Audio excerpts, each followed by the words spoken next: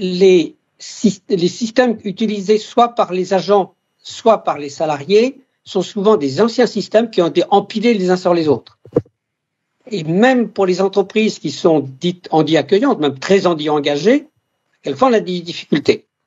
Parce que ces systèmes n'ont pas été conçus comme il faut au départ.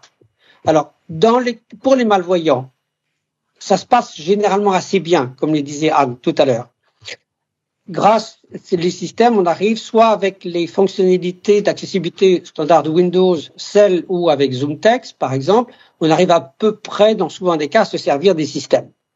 Par contre, pour les aveugles, tous les systèmes qui ont été empilés ne sont souvent pas du tout accessibles, donc on met en place des scripts pour les modules spécifiques que les déficients visuels vont être amenés à utiliser. Mais chaque fois qu'il y a une mise à jour du système de base, il faut refaire une adaptation. Et alors, là, bien sûr, ça coûte très cher.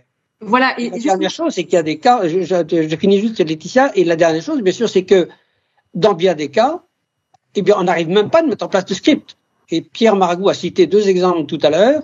Le système de Pronote utilisé par les enseignants pour enregistrer les notes des élèves, ou alors même qui a été utilisé beaucoup, le système Maclass qui est utilisé par les enseignants pendant le confinement.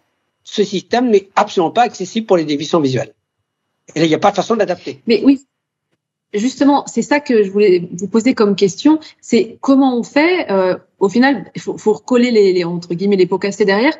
Est-ce qu'il faudrait créer des nouvelles sociétés? Parce qu'on parlait d'Access Solutions, il y en a d'autres qui essayent de scripter, qui essayent de réparer derrière, mais quelque part, c'est trop tard. Et comment on pourrait faire pour que ça s'améliore? Et malheureusement, si c'est pas natif, est-ce qu'il y a des solutions? Est-ce qu'il y a des compétences à développer? Il y a des solutions très partielles.